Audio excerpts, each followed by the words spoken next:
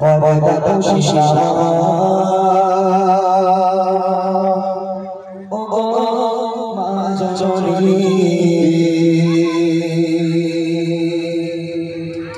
যা যা যা যা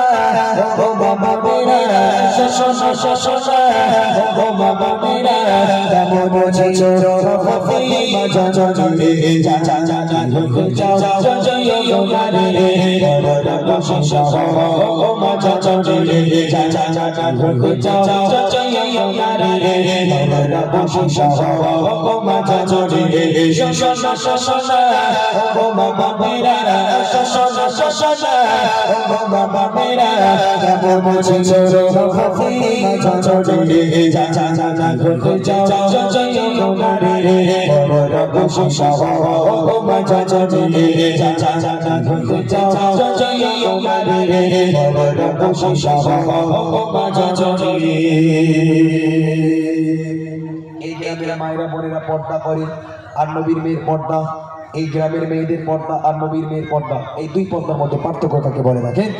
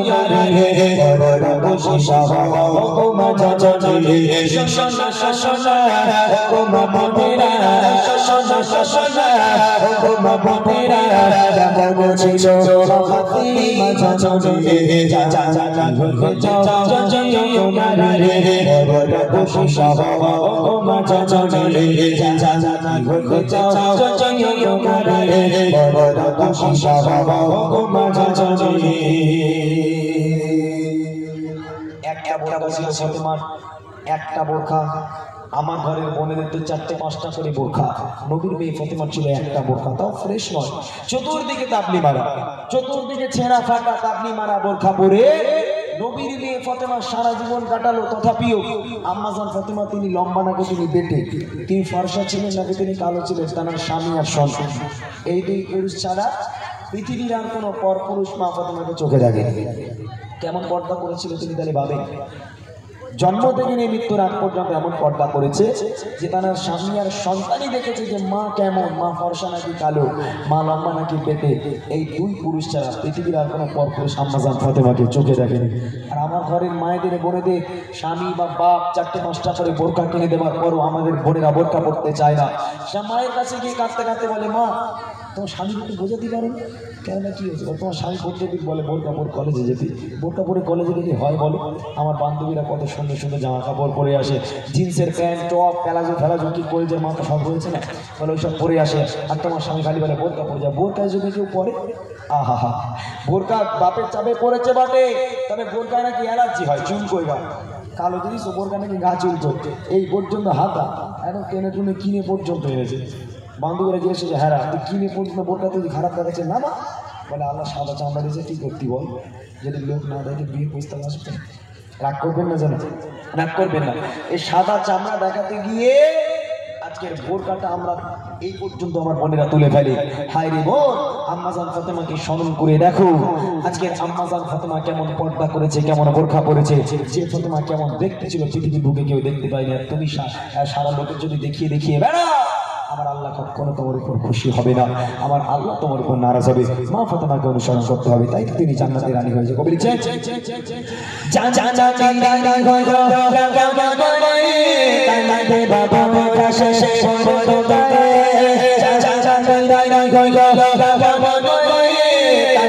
বাবা বোরখা শেষে পড়ে গায়ে দেখে কেমন ছিল সাদা ছিল দেখে কেমন ছিল সাদা ছিল সাদা সারা জানে ও কোথায় রে যা যা যা ঘুরে যাও চলিও না রে বড় খুশি সব ও মাঝে চলে যা যা যা ঘুরে যাও চলিও না রে বড় খুশি সব ও মাঝে চলে ও বাবা মেরা ও বাবা মেরা জানো খুশি সব মাঝে চলে যা যা যা ঘুরে যাও চলিও না রে বড় খুশি সব ও মাঝে চলে যা যা যা ঘুরে যাও চলিও না রে বড় খুশি সব ও মাঝে চলে। স্বামীর খিদমত কারে বলে? মা ফাতেমা কেমন স্বামীর খিদমত করেছে, আমার ঘরে ফাতেমারা কেমন করে, ভালো করে শোনেন। স্বামীর পায়ের তলায় নাকি স্ত্রীর জান্নাত, কেমন জান্নাত? মা ফাতেমা কেমন সেবা করেছে কবি বলছেন,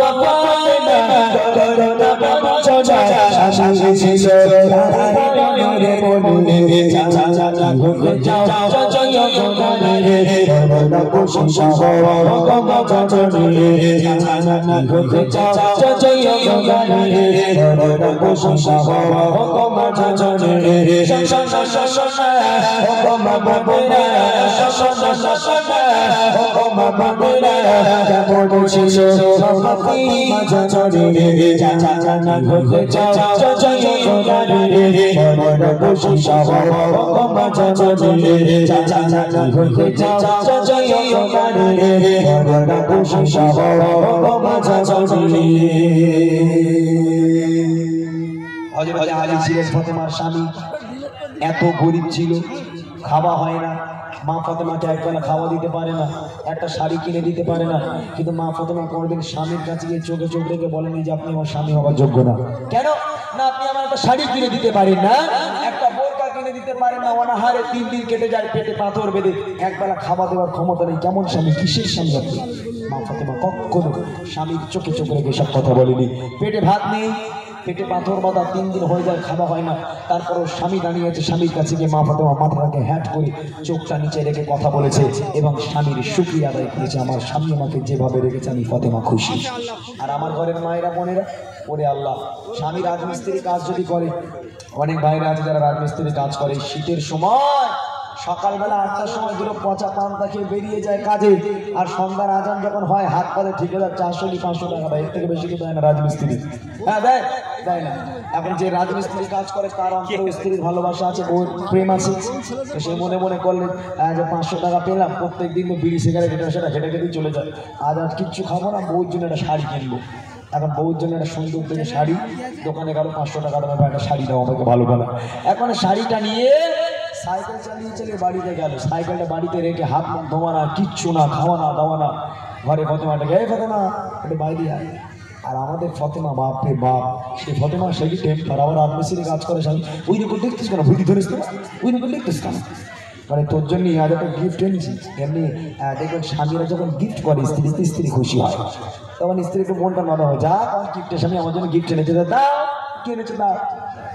এখন শাড়িটা সাইকেলের পেছন থেকে নিয়ে স্ত্রীর হাতে দিল, স্ত্রী শাড়িটা নিয়ে খুব খুশি, যা আমার কি পেছনে শাড়ি এনেছে, ভালো করে উল্টে পাল্টে ভালো করে দেখলো, দেখার পরে স্ত্রীর মনটা আস্তে আস্তে খারাপ হয়ে গেল। আর মুখটা ছোট বলে আর চোখগুলো এরকম বড় হয়ে গেছে, মুখ ছোট চোখ বড়। এখন স্বামী বলে ওই রকম দেখছি না, খাবি নাকি আমাদের? বলে তুমি মানুষ, বলে কেন কি হয়েছে? বলে তোমার মরা বাপের দিব্যি শাড়ি কত লেছে বলো? বলে 500 টাকার কাজ করেছি, 1 টাকা পকেটে রাখেনি, বিড়ি খাবার টাকা রাখেনি, সব তো জিনিস সরিয়ে দিচ্ছি। আহা, স্ত্রী তখন বলছে, বলে আমার বাপ মা যে তোমার কি দেখে বেঁধেলো আমি জানি, তোমার মতো অমানুষ হিসেবে কিছু বেকার কি হয়েছে তো বল, গালাগালি করিস কেন, কি হয়েছে বল? বলে অমুক পাড়ার অমুকের বউ কত দামি দামি শাড়ি পরে, টের পাও না? তোমার ছোট ভাই বউ রে, ছোট ভাই কত দামি দামি শাড়ি দেয়, চোখে কি নেবা হয়েছে, টের পাও না? ওরে আল্লাহ, এই যে গজগজ শুরু করেছে এখন, ও ফাতেমার মুখ আর বন্ধ হয় না। ও ফাতেমা গজগজ করেই যায়। 1 ঘন্টা ধরে বকতে বকতে ভাত তো কিচ্ছু দিল না স্বামীকে, বকতে বকতে শেষ পর্যন্ত বলে আমার চোখের সামনে বেরিয়ে যাও, তোমার খাবার নেই, ঘরে উঠতে বেরিয়ে যাও, আস্তে আস্তে তোমারও তারা তোমার শাড়ি বেরিয়ে। আহা আমার ঘরের ফাতেমা, আজকের মা ফাতেমাকে অনুসরণ করে দেখো, পেটে ভাত নেই, মা ফাতেমার পেটে পাথর বাঁধা, তারপরেও স্বামীর কাছে গিয়ে মাথা হ্যাট করে কথা বলেছে। আল্লাহ রাসূল বলেছে, ফাতেমা আমি তোমার আব্বা বলে যাই, খবরদার স্বামীকে ব্যথা দিও না। আল্লাহর পরে যদি কাউকে সিজদা করার হুকুম দিতাম, আমি প্রত্যেক নারীকে বলতাম, হে নারী তোমরা তোমার স্বামীর পায়ে সিজদা করো, স্বামীর পায়ে লুটিয়ে পড়ো। খবরদার খবরদার স্বামীকে যেন কষ্ট দিও না। মনে রেখো স্বামীর পায়ের তলায় তোমার জান্নাত। স্বামীকে হারালে, স্বামীকে কষ্ট দিলে তুমি ইহকাল এবং পরকাল দুটোই তোমাকে হারাতে হবে। তাই তিনি জান্নাতের রানী। কবি বলছেন,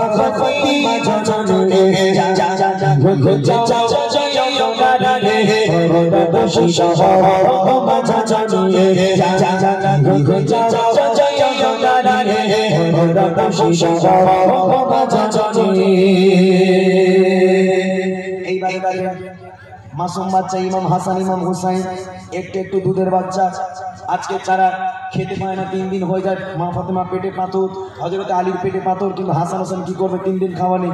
হঠাৎ করে একদিন নবীজি এলো ফাতেমার বাড়ি। ফাতেমা দরজা খোলো, দরজা খুলে গেল, সামনে দাঁড়িয়ে আছে 2 নয়নের লাল ইমাম হাসান ইমামে হুসাইন। চোখ থেকে অজানা নয়নে অশ্রু গড়িয়ে পড়ে। আমার নবী জিজ্ঞেস করে, আমার কলিজা তোরা কাঁদছিস কেন বাবা? বলে, না না তোমার কাছে বিচার দেবো। কার বিচার দিবি? মানে তোমার মেয়ে ফাতেমার বিচার দেবো। কেন? আমার মেয়ে ফাতেমা কি করেছে? বলে, তোমার মেয়ে ফাতেমা মিথ্যা কথা বলেছে। আবার নবী বলে, আমার মেয়ে ফাতেমা মিথ্যা বলে না। বলে, না না আজকে 3টে দিন হয়ে গেল তোমার মেয়ে ফাতেমা খাবার দেয় না। না না যখনই মায়ের কাছে যাই, মা ক্ষুধা লেগেছে খাবার দাও, তোমার মেয়ে ফাতেমা চুলো জ্বালায়, তাতে একটা হাঁড়ি বসিয়ে আর পানি দিয়ে গরম করে আমাদের বলে, এই দেখ বাবা রান্না হচ্ছে, তোরা গিয়ে ঘুমা, রান্না হয়ে গেলে তোদের থেকে খাওয়াবো। এরকম পানি গরম করে 3 দিন কাটিয়ে দিল। না না একটা দানাও আমাদের দেয়নি। আজ তোমার বিচার করতে হবে। আমার নবী পাক এত কান্না কেঁদেছিল, কাঁদতে কাঁদতে চোখ থেকে পানি গড়িয়ে পড়ে। আর নবী যে পিরান করেছিল, পিরান মোবারক, ওই পিরান আস্তে আস্তে পেট পর্যন্ত তুলেছে, ওই পিরান আস্তে আস্তে তুলেছে। বলে, আমার কলিজার টুকরা তোরা কি দেখতে পাচ্ছিস বাবা? বলে, না তোমার পেটে তো পাথর দেখতে পাচ্ছি। আমার নবী পাক কাঁদতে কাঁদতে বলেছিল, আমার হাসান ও আমার হুসাইন, বাবা তোরা তো 3 দিন খাসনি। আমি তো না না আজকে 5টা দিন হয়ে গেল, পানি ছাড়া পেটে আমার আর কিচ্ছু পড়েনি। তারপরেও কখনো আল্লাহ ভোলা হয়নি। আজকের আল্লাহ শুকরিয়া আদায় করেছে, নামাজ পড়েছে, রোজা রেখেছে, কখনো ফাতেমা পেটে খাবার নেই, তারপরে আল্লাহকে বলেনি। তাই তারা আজকের জান্নাতে টিকিট দুনিয়ার বুকে পেয়েছে, তাই না? মা ফাতেমাকে অনুসরণ করে আল্লাহ দয়ার জান্নাত। আপনাদের জান্নাত আল্লাহ মা ফাতেমার সঙ্গে করাবে, সেই ফাতেমাকে অনুসরণ করতে হবে। টিভি সিরিয়ালের নায়িকাদের অনুসরণ করলে সব শেষ। ওই জন্য ফাতেমাকে অনুসরণ করে, মা ফাতেমার সঙ্গে হাসর হাসর, মা ফাতেমার সঙ্গে জান্নাত। শেষ করে কবি লিখছে,